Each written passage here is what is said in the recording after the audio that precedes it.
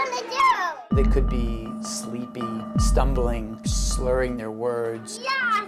Kind of what you imagine a drunk child would look like. It's a disturbing trend affecting toddlers. It's alarming. I mean, I don't know how kids would just get a hold of it. It did shock me, actually. Beep, beep. Kids are getting into these forms of alcohol and not really knowing that they're putting themselves in danger. That alcohol is hand sanitizer, an incredibly convenient way to fight germs, especially for curious kids who love to touch everything. The problem is some kids are too curious. Children, particularly little children, are investigating these things and ingesting small amounts, and sometimes, unfortunately, ingesting larger amounts. The proof comes from the poison control centers across the U.S. Since 2010, the number of calls related to young children ingesting hand sanitizers skyrocketed nearly 400%. So far this year, nearly 15,000 cases have been reported, with more than 500 being right here in North Carolina. So it can be on the order of minutes.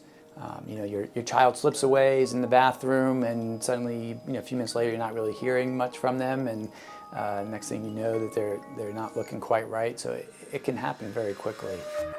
Thank you. We use hand sanitizer for the kids and the parents. Typically, when they come in, we try to sanitize, and when they leave, we try to sanitize. At Right Time Kids Daycare in Raleigh, it's all about adult supervision. We leave the sanitizer up high so that the kids can't grab it, and then we dispense it into their hands. All right, rub together. Especially since this age group, kids under 5, is ingesting the most, not the teens you see doing it on the internet.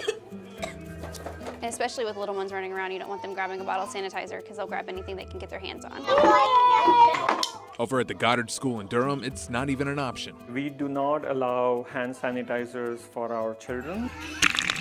Kids here stick to soap and water. Get that soap on there and scrub the germs off. We just believe that they may possibly be a danger to our children. They may not be appropriately doing the job that it needs to do. So we think it's more effective for children to wash their hands. Now, at its core, hand sanitizer is basically just a strong form of alcohol. So to put that into perspective, if you take your average beer, you're looking at about 5 to 7% alcohol content. Wine will jump up to about 10 to 15%. Vodka hovers about 40% alcohol. But you look at your average hand sanitizer, it's about 70% alcohol. If a child licked their hands, probably they would not experience toxic levels. But when you talk about 4 or 5 pumps of that stuff, then you start getting into a dangerous level. How dangerous? At its worst, alcohol poisoning could lead to death. Short of that, children could lapse into comas.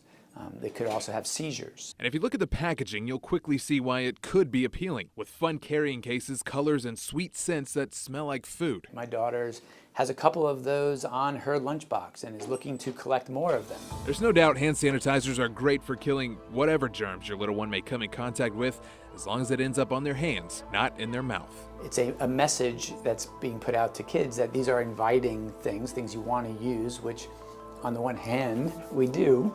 However, we just need to know that there's a safety risk and that they should be used as they're supposed to be used.